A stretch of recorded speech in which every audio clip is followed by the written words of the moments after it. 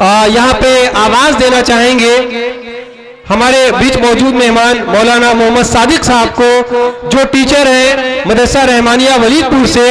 کہ وہ تشریف فرما ہو، اسٹیج کے اوپر ہیں، وہ یہاں پہ آئیں مائک کے پاس، اور یہاں بیٹھے تمام بچوں کو جو تعلیم یافتہ ہیں اور تمام عوام کو اپنی طرف سے ایک بہترین میسج سے روبرو کرائیں، تاکہ تعلیم کے مقصد کو اور تعلیم کے صحیح طریقے کو ہم سب سمجھ پائیں۔ تو آپ سے گزارش ہے مولانا محمد صادق صاحب جو ٹیچر ہیں مدرسہ رحمانیہ ولید پور سے، پلیز آپ تشریف لائیے اور اپنے طریقے سے ہم سب لوگوں کو روبرو کریں۔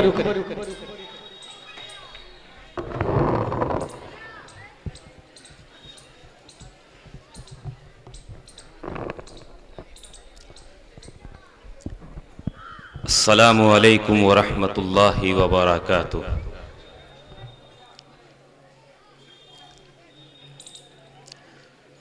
الحمد للہ رب العالمین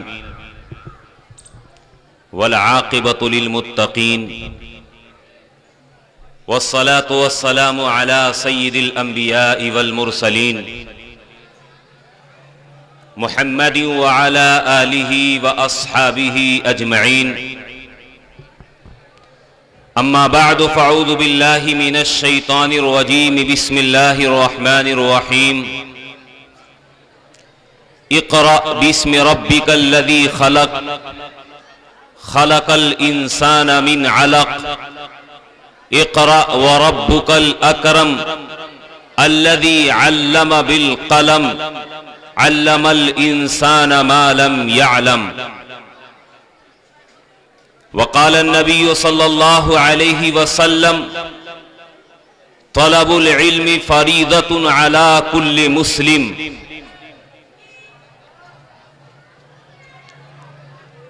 قابل قدر معزز علماء کرام، دانشوران قوم و ملت اور امت مسلمہ کے نونہالوں، آج کا یہ کوہ نور اکیڈمی کا تقریب تقسیم انعامات کا تیسرا پروگرام ہے۔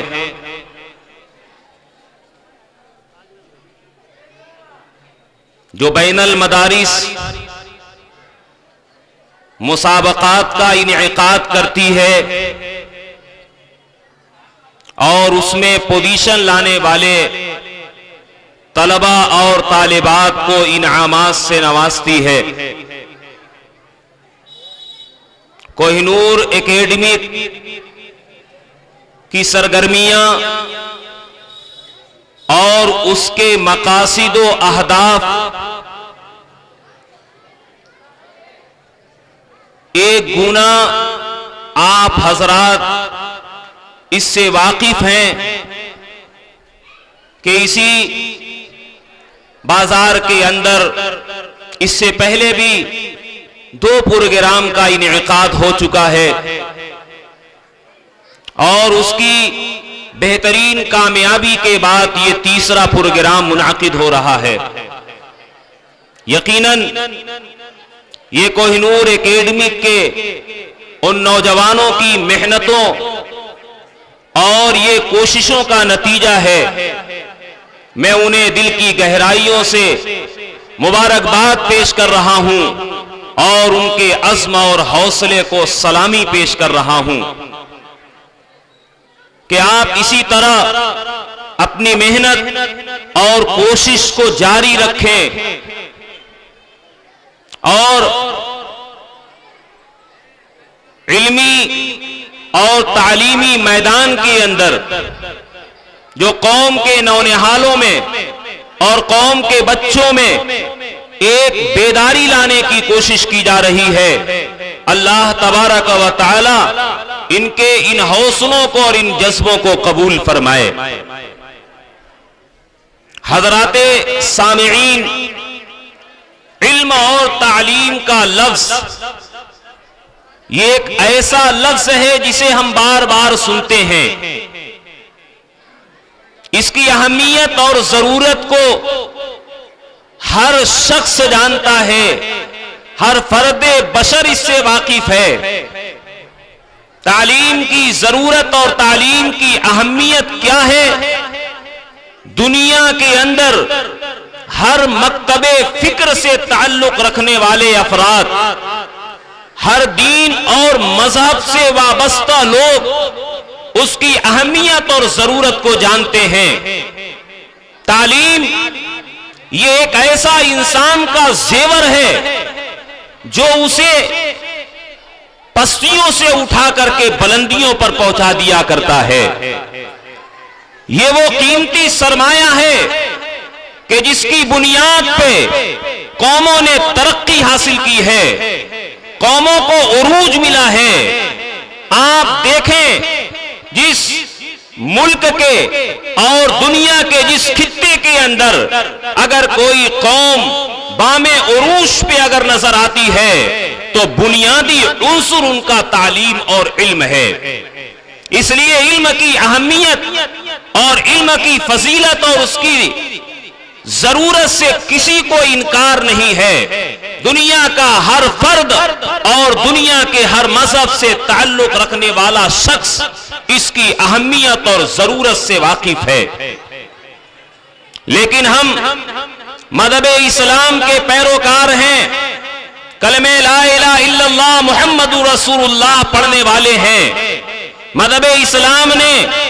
ہمیں اور آپ کو تعلیم کی اہمیت اور ضرورت کس درجہ بتائی ہے، تو آپ یہ جانتے ہیں کہ اس دنیا کے اندر انسان کی سب سے بڑی ضرورت علم اور تعلیم ہے، بلکہ اللہ رب العزت نے سب سے پہلے انسان کے لیے علم کا بندوبست فرمایا ہے۔ آپ یاد کریں جس وقت اللہ رب العزت والجلال نے اس کائنات کے اندر انسان کو اپنا خلیفہ اور نائب بنانے کا ارادہ فرمایا تھا اور فرشتوں کے سامنے اپنے اس ارادے کا اظہار کیا، انی جاعل فی الارض خلیفہ، کہ میں روئے زمین پہ اپنا نائب اور خلیفہ بنانے جا رہا ہوں، تو فرشتوں نے یہ خواہش ظاہر کی تھی کہ وہ تمغہ امتیاز انہیں حاصل ہو جائے، لیکن اللہ تبارک و تعالی نے انہیں یہ کہہ کر کے کہ انی عالم ما لا تعلمون، تمہیں نہیں معلوم کہ جو خصوصیت اور جو خاصہ حضرت انسان میں ہم نے پیدا کیا ہے وہ تمہارے اندر بھی موجود نہیں ہے۔ اور وہ چیز کیا تھی کہ حضرت آدم علیہ السلام کو اللہ تبارک و تعالی نے سب سے پہلے علم کے زیور سے وابستہ کیا ہے، علم کے نور سے انہیں آراستہ کیا ہے۔ ان کے کھانے پینے کا، ان کے پہننے اوڑھنے کا، ان کے رہنے سہنے کا انتظام بعد میں کیا گیا، سب سے پہلے اللہ تبارک و تعالی نے ان کے علم کا بندوبست کیا اور فرمایا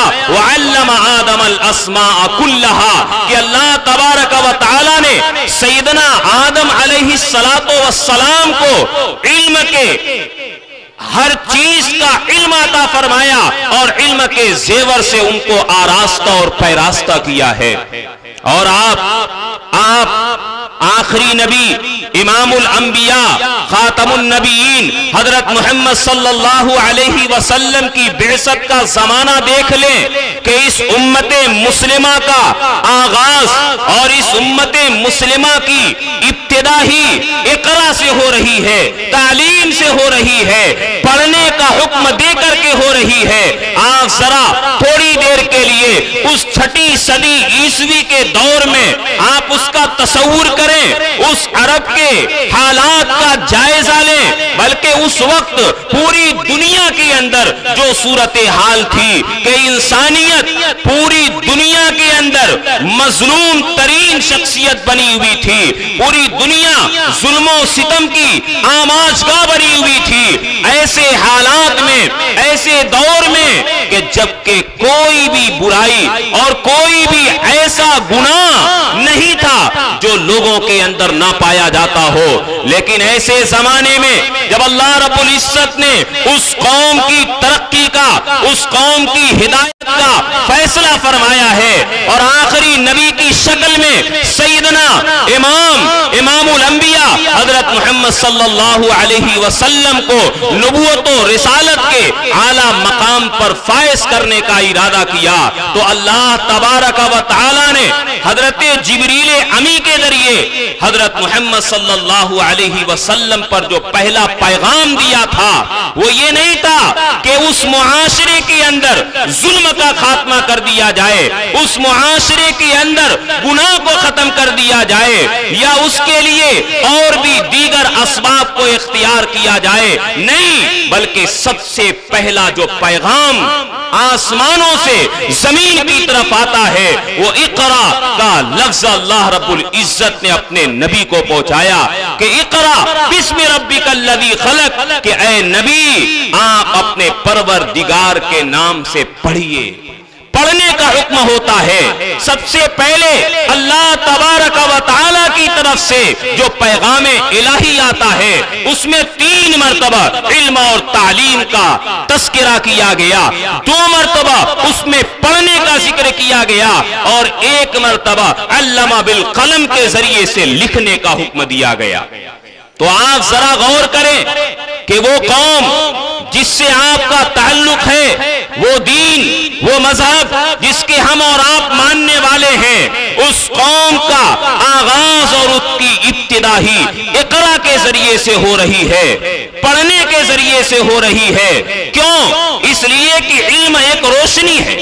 علم ایک نور ہے، اور اگر کسی تاریک کمرے میں، کسی اندھیرے کمرے کے اندر اگر کیڑے مکوڑے ہوں، اس میں سانپ اور بچھو ہوں، اور مختلف قسم کے موذی جانور اگر اس کے اندر ہوں، اگر ہم ایک ایک کر کے انہیں مارنا چاہیں گے تو کافی دیر لگ سکتی ہے، اور ہو سکتا ہے کہ کوئی موذی جانور ہمیں نقصان پہنچا دے۔ اس کا علاج یہ ہے کہ روشنی کر دی جائے اس کمرے کے اندر، جیسے ہی روشنی اس کمرے میں پھیل جائے گی تو سارے کیڑے مکوڑے اپنا بسیرا یہاں سے ختم کر دیں گے، اور ساری یہ خرافات کی چیزیں وہاں سے دور ہو جائیں گی۔ ٹھیک بعینی اسی طرح انسانوں کے اندر ان کے اعمال اور عقائد کا بگاڑ پایا جاتا تھا، اخلاق و کردار کا بگاڑ پایا جاتا تھا، تو اللہ رب العزت والجلال نے علم کی روشنی عطا فرمائی، تعلیم کی روشنی عطا فرمائی کہ اس روشنی کے ذریعے سے سارا بگاڑ ختم کر دیا جائے اور سارا فساد ختم کر دیا جائے۔ یاد رکھیں اللہ تبارک و تعالی نے اس قوم کی ترقی کے لیے اور اس قوم کی بقا کے لیے 2 نظریہ عطا فرمایا ہے، ایک ایمان کا نظریہ اور دوسرے علم کا نظریہ۔ ایمان بھی نور ہے اور علم بھی نور ہے۔ ایمان یہ اندر کا نور ہے اور علم یہ باہر کا نور ہے۔ یہ دونوں نور انسان کی بقا کے لیے اور اس کی ترقی کے لیے لازم اور ضروری ہے۔ اگر اندر کا نور بجھ جائے گا تو باہر کے نور سے انسان ترقی نہیں کر سکے گا، اور اگر اندر کا نور ہے تو ترقی کے لیے باہر کے نور کی ضرورت پڑے گی۔ اللہ تبارک و تعالی نے اسی اصول کی طرف اشارہ کرتے ہوئے ارشاد فرمایا کہ یرفع اللہ الذین آمنوا منکم والذین اوتوا العلم درجات واللہ بما تعملون خبیر، کہ اللہ تبارک و تعالی اہل علم کے اور اہل ایمان کے مراتب اور درجات کو بلند کرتا ہے، ان کو ترقی عطا فرماتا ہے۔ اس لیے ہم سب کے لیے لازم اور ضروری ہے کہ ہم اپنے اندر کے نور کو بھی روشن کرنے کی کوشش کریں اور اپنے باہر کے نور کو بھی ترقی دینے کی کوشش کریں۔ آپ دیکھیں کہ مذہب اسلام نے ہمیں اور آپ کو علم کی طرف کتنا زیادہ متوجہ کیا ہے، اور کتنی زیادہ ہم سب کو اس کی اہمیت اور ضرورت سے واقف کرایا ہے کہ علم انسان کی ایسی بنیادی ضرورت ہے کہ جس کے لیے انسان فاقے بھی اگر کرنا پڑے تو کرے, اگر اس کے لیے مشقتیں برداشت کرنی پڑے تو کرے. آپ آئیں سیرت کے اندر اللہ کے رسول صلی اللہ علیہ وسلم کے دور کے اندر دیکھیں کہ رسول اللہ صلی اللہ علیہ وسلم نے ہمیں اور آپ کو اس بات کی طرف عملی طور پہ, عملی شکل کے اندر ہمیں اور آپ کو ایسی مثالیں عطا فرمائی ہے. آپ نے ابھی سنا تھا آج کے اس عظیم اجلاس کے صدر محترم حضرت مولانا مفتی فضل الرحمان صاحب دامت برکاتہم کی زمانی کہ انہوں نے بتایا کہ غزوہ بدر کے اندر جو 70 قیدی, جو 70 مشرکین قید کر کے لائے گئے تھے, ان کی رہائی کا جو فدیہ متعین کیا گیا تھا, رسول اللہ صلی اللہ علیہ وسلم نے باوجود کی مال کی تنگی تھی, معیشت کی تنگی تھی, فقر و فاقہ گھروں کے اندر تھا, اگر آپ چاہتے تو ان کے اوپر مال کا فدیہ مقرر کر سکتے تھے, لیکن نہیں, آپ نے یہ حکم لگایا کہ جو ان قیدیوں میں پڑھنا لکھنا جانتے ہیں وہ مسلمانوں کے 10 بچوں کو اور 10 لوگوں کو تعلیم کے زیور سے آراستہ کر دیں, انہیں پڑھنا اور لکھنا سکھا دیں, تو یہی ان کی رہائی کے لیے فدیہ بن جائے گا. چنانچہ ہوا اور اس کے ذریعے سے حضرات صحابہ نے علم کو حاصل کیا ہے. اللہ کے رسول صلی اللہ علیہ وسلم نے ضرورت پڑنے پہ اپنے اصحاب کو حکم دیا کہ تم یہود کی زبانوں کو سیکھو,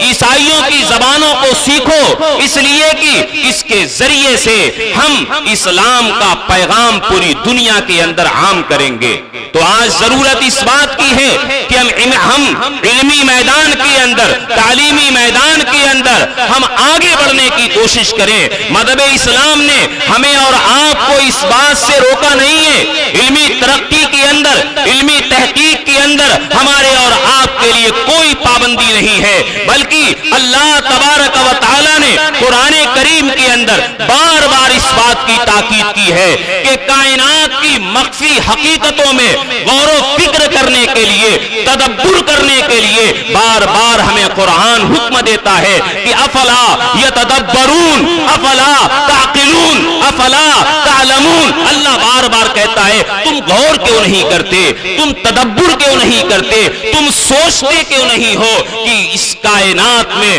اللہ رب العزت نے کیا کیا چیزیں بنائی ہے. یہ الگ چیز ہے کہ علم سے مقصود کیا ہے یا علم سے کون سا علم مراد ہے. مطلقاً علم چاہے جو بھی ہو, چاہے دینی علم ہو, چاہے دنیاوی علم ہو, بہر صورت یہ نفع سے خالی نہیں ہے. ہمیں علم حاصل کرنا ہے, ہمیں ترقی اگر مطلوب ہے, ہمیں اگر اپنی امت کی بقا مطلوب ہے, تو ہمیں علمی میدان کے اندر آگے بڑھنا ہوگا, اپنے قوم کے بچوں کو آگے بڑھانا ہوگا. اور وہی ماحول اور وہی معاشرہ جو کبھی مدینے کے اندر تھا کہ ایک بھی مسلمان ناخوادہ نہیں تھا, ایک بھی مسلمان بے پڑھا لکھا نہیں تھا, ایسا ماحول ہمیں اور آپ کو بنانے کی ضرورت ہے. آج ہماری اپنی قوم کا حال یہ ہے کہ سب سے زیادہ ناخوادہ لوگوں کی اور سب سے زیادہ تعلیم سے منقطع ہونے والوں کی تعداد ہمارے اندر پائی جاتی ہے کہ ذرا سا اگر کوئی گھر کا معاملہ پیش آتا ہے تو ہم اپنے بچوں کی تعلیم کو موقوف کر دیتے ہیں, ہم اپنے بچوں کی تعلیم کو منقطع کر دیا کرتے ہیں. انہیں کاروبار میں, انہیں لوم میں, انہیں دکان میں اور مختلف سامانے, مختلف تجارتی کاموں کے اندر ہم انہیں مشغول کر دیا کرتے ہیں, حالانکہ ابھی ان کے پڑھنے کی عمر ہے, حالانکہ ابھی ان کے لکھنے کی عمر ہے. یہ ترقی کا زمانہ ہے. اللہ کے رسول صلی اللہ علیہ وسلم کا یہ عمل ہم سب کے لیے اس بات کی دعوت دیتا ہے کہ ہم اپنے بچوں کو پڑھانے کے لیے ضرورت پڑے اپنے پیٹ کو کاٹنے کی, فاقہ کرنے کی, بھوکے رہنے کی, تو ہم یہ ساری چیزیں برداشت کریں, لیکن اپنے بچوں کی, اپنے قوم کے نونہالوں کی تعلیم کو جاری رکھیں اور انہیں علمی میدان کے اندر ترقی کے منازل طے کرانے کی کوشش کریں. یہ جذبہ ہمارے اور آپ کے اندر ہونا چاہیے. حضرات گرامی, لیکن آپ دیکھیں کہ بہت سارے, جیسا کہ ابھی اور دیگر حضرات نے اس بات کا تذکرہ کیا کہ ہماری دولت اور اسراف کے اندر اور دیگر فضولیات کے اندر خرچ ہو رہا ہے۔ ایسا بسا اوقات ہوتا ہے کہ ہمارا بچہ پڑھنے کے اندر ایسا ذہین نہیں ہے، ہمارے بھائی کا، بہن کا، پڑوسیوں کا بچہ ہے، ذہین ہے، پڑھ سکتا ہے، آگے بڑھ سکتا ہے، لیکن اس کا تعلیمی سلسلہ موقوف ہو جاتا ہے، تعلیمی سلسلہ منقطع ہو جاتا ہے۔ عام طور پہ جو تعلیمی سلسلہ منقطع ہوا کرتا ہے وہ 3 بنیادوں پر ہوتا ہے، یا تو معیشت کی، معاشی تنگی کی بنیاد پر ہوا کرتا ہے، یا بچہ پست حوصلگی کا شکار ہو جاتا ہے، یا وہ سرپرست جن کے بچے ہیں وہ خود پڑھے لکھے نہیں ہیں، وہ خود ناواقف ہیں، اس بنیاد پر ان کا تعلیمی سلسلہ منقطع ہو جاتا ہے۔ لہذا ضرورت اس بات کی ہے کہ اگر ہمارا کوئی قوم کا بچہ اگر معاشی تنگی کی بنیاد پر تعلیمی سلسلہ منقطع کرتا ہے تو ہمیں چاہیے کہ ہم ان کی تعلیم کی ضرورت کا انتظام کریں، ہم ان کی کتابوں کا، ان کی فیس کا، ان کی یونیفارم کا، ان کے دیگر اخراجات کا انتظام کریں تاکہ اس کا تعلیمی سلسلہ منقطع نہ ہو۔ اور اس کا ثبوت ہمیں سنت سے ملتا ہے کہ آپ یاد کریں جب حضرت ابو طالب کے 4 بچوں میں 4 بچے تھے اور معیشت کی معاشی تنگی تھی تو رسول اللہ صلی اللہ علیہ وسلم نے اپنے دوسرے چچا حضرت عباس رضی اللہ تعالیٰ عنہ سے کہا کہ چچا ابو طالب کے کئی بچے ہیں، معاشی تنگی بھی ہے، اس لیے ہم لوگ ان کے بچوں کی کفالت کریں اور ان کی ضروریات کا اور تعلیم و تربیت کا انتظام کریں۔ چنانچہ دونوں لوگ گئے اور ابو طالب سے گفتگو کی تو حضرت ابو طالب نے حضرت علی رضی اللہ تعالیٰ عنہ کو نبی پاک صلی اللہ علیہ وسلم کی کفالت میں دے دیا، اور دوسرے بیٹے حضرت جعفر کو حضرت عباس کی کفالت میں دے دیا، اور ایک بچے جو ان کے چھوٹے تھے حضرت عقیل ان کو اپنے پاس رکھا۔ پھر کیا ہوا؟ دنیا نے دیکھا کہ رسول اللہ صلی اللہ علیہ وسلم نے اپنے چچا کے لڑکے حضرت علی کو لیا، ان کی تربیت کیا، ان کی تعلیم کا انتظام کیا، ان کی ساری ضروریات کو پورا کیا، حتیٰ کہ جب جوان ہوئے اور جب بڑے ہو گئے تو اپنی لاڈلی بیٹی حضرت فاطمہ رضی اللہ تعالی عنہا سے ان کا نکاح بھی فرما دیا۔ تو یہ بھی ہمارے لیے مثال موجود ہے کہ اگر ہم چاہیں تو اپنی قوم کے بچوں میں، اپنے خاندان میں، اپنے بھائی اور بہنوں کے بچوں کو دیکھیں، اگر وہ تعلیم میں ترقی کرنا چاہتے ہیں، ذہین ہیں، پڑھنا چاہتے ہیں، ہمارے پاس دولت اور ثروت ہے، ہم انہیں پڑھائیں، ہم ان کے تعلیم کا انتظام کریں۔ یہ بچے جب پڑھ کر کے آگے بڑھیں گے، جب ترقی کریں گے تو ان کے ذریعے سے ہمارا بھی نام روشن ہوگا، ہمارے خاندان کا، ہمارے گھرانے کا اور ہماری قوم کا نام روشن ہوگا۔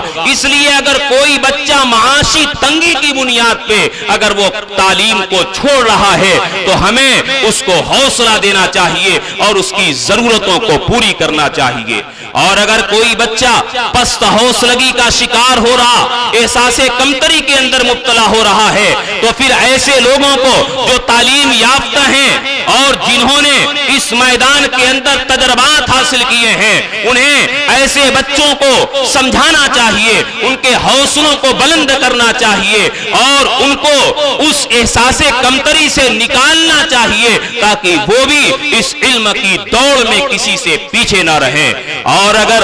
سبب یہ بن رہا ہے کہ ان کے سرپرست یہ جہالت میں مبتلا ہیں یا ناواقفیت کا شکار ہیں تو پھر ایسی صورت میں ہمیں سرپرستوں کو بھی سمجھانے کی ضرورت ہے اور انہیں بھی علم کی اہمیت اور ضرورت سے واقف کرانے کی ضرورت ہے تاکہ ہماری قوم کا کوئی بھی بچہ تعلیم سے پیچھے نہ رہے۔ ہم ایک ٹارگٹ بنائیں، ایک ہدف اور ایک نشانہ ہو کہ 15 سال میں، 20 سال میں ہمارا نشانہ اس بات پر ہو کہ ہماری اپنی بستی کا اور ہمارے گاؤں کا ایک بھی بچہ اور ایک بھی بچی بغیر پڑھا لکھا نہ ہو بلکہ ہر ایک تعلیم کے میدان کے اندر ترقی کر رہا ہو۔ حضرات گرامی آپ دیکھیں کہ اللہ کے رسول صلی اللہ علیہ وسلم نے اس سے منع نہیں کیا کہ آپ تعلیم کے میدان کے اندر پیچھے رہیں یا دنیاوی علوم کو آپ نہ حاصل کریں. آپ کوئی بھی علم ہو ہر علم کو حاصل کریں, ہر علم میں ترقی کریں, اس سے ممانعت نہیں ہے, بلکہ علم کے بارے میں تو رسول اللہ صلی اللہ علیہ وسلم نے صرف اتنا ارشاد فرمایا ہے کہ ہمیں اور آپ کو علم نافع حاصل کرنے کی کوشش کرنی چاہیے. اور اس کی آپ نے دعا مانگی, اللہم انی اسالک علما نافعا, اور علم زار اور علم غیر نافع سے آپ نے پناہ مانگی ہے. اللہم انی اعوذ بک من علم لا ينفع. تو اس لیے آج دو دنیاوی علوم ہیں, چاہے وہ سائنس کے علوم ہو یا اسی طریقے سے ڈاکٹریت کے میدان میں ہو یا علم قانون ہو, آپ ہر علم کو دیکھیں تو اس اعتبار سے وہ ہمارے لیے دنیاوی اعتبار سے نفع بخش ہے, مفید ہے, وہ علم نافع ہے, ہمیں حاصل کرنا چاہیے, ہمیں اس کے اندر ترقی کرنا چاہیے, ہمیں احساس کمتری کے اندر نہیں مبتلا ہونا چاہیے. لیکن یاد رکھیں علم کے حاصل کرنے کا مقصد صرف اور صرف جو ہے انسانیت کو نفع پہنچانا ہو, صرف اور صرف انسانیت کو فائدہ پہنچانا ہو, اس سے مال کمانا مطلوب نہ ہو, اس سے دولت اکٹھا کرنا مقصود نہ ہو. آج بڑا افسوس ہے کہ آج علم کا مقصد صرف اور صرف دولت کمانا ہو گیا ہے. آج دیکھیں کہ اسی تعلیمی ادارے قائم کر کے لوگ صرف دولتیں اکٹھا کر رہے ہیں, بڑی بڑی فیسوں کو اور بڑے بڑے جو ہے اخراجات کے ذریعے سے آج انہوں نے تعلیم کو اتنا مہنگا کر دیا کہ آج غریب بچہ اگر پڑھنا چاہے تو وہ بیچارہ مایوسی کا شکار ہو جایا کرتا ہے. دراصل تعلیم اس مقصد کے لیے نہیں تھی, تعلیم اس غرض کے لیے نہیں تھی, تعلیم کا مقصد تو صرف یہ تھا کہ اس کے ذریعے لوگوں کو فائدہ پہنچایا جائے, انسانیت کو فائدہ پہنچایا جائے. ابھی آپ نے حضرت مولانا حافظ عبدالحی صاحب دامت برکاتہم العالیہ کی زبانی سنا, حضرت نے وہ حدیث آپ کے سامنے پیش فرمائی کہ خیر الناس من ينفع الناس, کہ سب سے بہترین انسان وہ ہے جو لوگوں کو فائدہ پہنچائے. یہاں پر الناس کا لفظ ذکر کیا گیا ہے, یعنی انسانیت کو ہمیں فائدہ پہنچانا ہے, چاہے وہ کسی بھی مذہب سے تعلق رکھتا ہو, چاہے وہ کسی بھی دھرم سے تعلق رکھتا ہو, کوئی بھی اس کا اپنا مذہب ہو, اس سے کوئی بحث نہیں ہے. لیکن انسان ہونے کے ناطے ہمیں ہر ایک کو فائدہ پہنچانا ہے, ہمیں نفع بخش بننا ہے, ہماری منفعت ہر ایک کو پہنچنی چاہیے, ہر خاص و عام ہمارے علم سے, ہمارے اخلاق و کردار سے فائدہ اٹھانے والی ہو. اس لیے علم اس نیت سے ہمیں حاصل کرنا ہے اور اس غرض سے حاصل کرنا ہے. لیکن وہیں پہ ایک بہت بڑا المیہ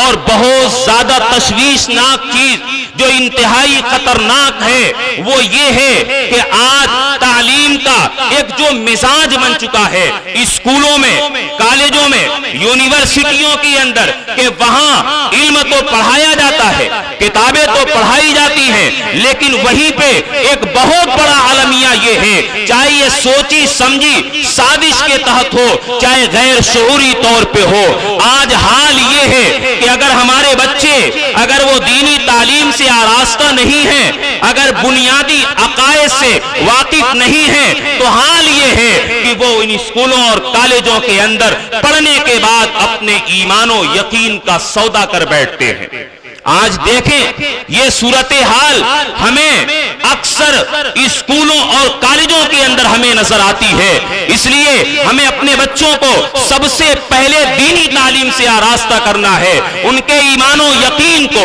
ان کے عقائد کو, ان کے اعتقادات کو مضبوط کرنا ہے تاکہ اپنے ایمانیات میں یہ مضبوط ہو جائیں, پھر اس کے بعد جس میدان کے اندر جائیں وہ ترقی کریں. کوئی رکاوٹ اور کوئی ممانعت نہیں ہے, لیکن ہمیں اس کے لیے ایسے اسکولوں کا, ایسے کالجوں کا اور ایسی یونیورسٹیوں کا انتخاب کرنا ہے کہ جہاں پہ تعلیم کے نام پہ مذہب کا سودا نہ کیا جا رہا ہو, جہاں پہ ایمان و یقین کا سودا نہ کیا جا رہا ہو. ہمیں ایسے تعلیم گاہوں کے اندر اور ایسے کالجز اور یونیورسٹیوں کے اندر اپنے بچوں کو پڑھانا ہے. بڑے بڑے افسوس کی بات ہے کہ ہمارے اپنے بھی بہت سارے لوگ ہیں کہ جہاں پر اسکولوں اور کالجوں میں مخلوط تعلیم، لڑکی اور لڑکیاں ایک ساتھ پڑھ رہے ہیں اور ایسا وہاں پر یونیفارم بنایا جا رہا ہے اور وہاں پر ایسے ان کو لباس پہنایا جا رہا ہے کہ جس میں بے شرمی اور بے غیرتی کی انتہا ہوا کرتی ہے۔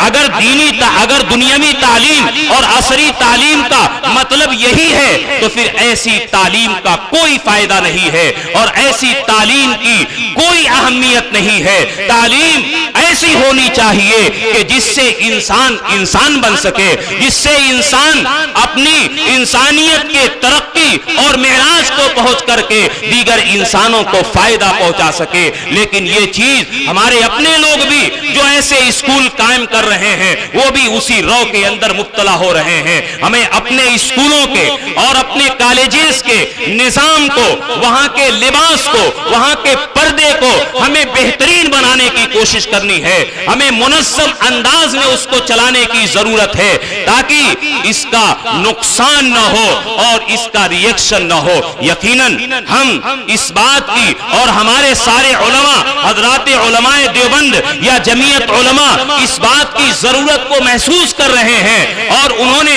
اس کے لیے ملک میں مختلف شعبے اور مختلف تعلیم گاہیں بھی قائم کی ہے۔ جمعیت کی طرف سے جمعیت اوپن اسکول قائم کیے جا رہے ہیں۔ ان ساری چیزوں کا مقصد یہی ہے کہ ہمارے قوم کا بچہ کسی بھی اعتبار سے وہ پیچھے نہ رہے۔ یقیناً ضرورت ہے کہ مسلمانوں میں ہر میدان کے اندر وہ ڈاکٹر بھی ہوں، وہ انجینئر بھی ہوں، وہ آئی ایس بھی ہوں، وہ ڈی ایم بھی ہوں، وہ ایس پی بھی ہوں، وہ سارے شعبوں کے اندر ترقی کرنے والے ہوں تاکہ جس میدان کے اندر وہ جائیں گے تو اپنی ایمانی اور اسلامی شناخت کے ساتھ جائیں گے۔ وہاں پہ جا کر کے رسول اللہ صلی اللہ علیہ وسلم کا وہ اخلاق پیش کریں گے، وہ قرآن کی تعلیم پیش کریں گے تاکہ دنیا جان جائے کہ آج جس اسلام کے اوپر الزام عائد کیا جا رہا ہے یہ تشدد کا مذہب ہے، آج جن مسلمانوں کے اوپر الزام عائد کیا جا رہا ہے کہ یہ دہشت گرد ہیں، در حقیقت ان لوگوں نے صحیح معنوں میں مسلمانوں کے اخلاق کو پڑھا ہی نہیں ہے۔ مسلمانوں کی انہوں نے تعلیمات کو یا قرآن کی تعلیمات سے وہ ناواقف ہیں کہ رسول اللہ صلی اللہ علیہ وسلم نے جو اخلاق و کردار پیش کیا ہے دنیا کے اندر آج تک نہ کوئی ایسی شخصیت پیدا ہوئی ہے اور نہ قیامت تک ایسی کوئی شخصیت پیدا ہو سکتی ہے۔ بہرکیف میں آپ کو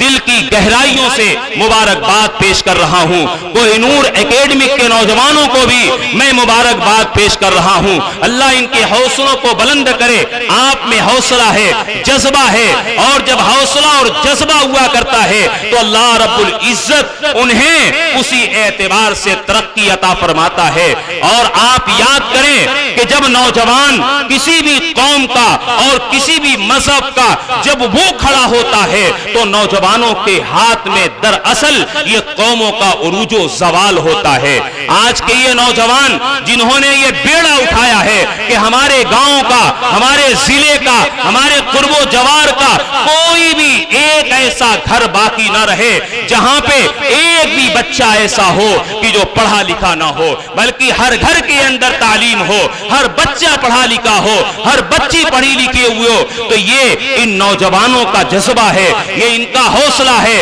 اور ان کے لیے یہ مختلف اعتبار سے ان کی کوششیں کی جا رہی ہیں۔ اللہ تبارک و تعالی ان کی کوششوں کو بارآور فرمائے اور ہم سب کو بھی حالات کو سمجھنے کی اور اس اعتبار سے حالات کو سمجھ کر کے ہم سب کو ایسے اسباب اختیار کرنے کی توفیق عطا فرمائے۔ میں انہی چند باتوں پہ اپنی معروضات کو ختم کرتا ہوں اور اللہ سے دعا گو ہوں کہ اللہ رب العزت ہم سب کو علم کے ہر میدان کے اندر ترقی عطا فرمائے۔ وآخر دعوانا الحمدللہ رب العالمین۔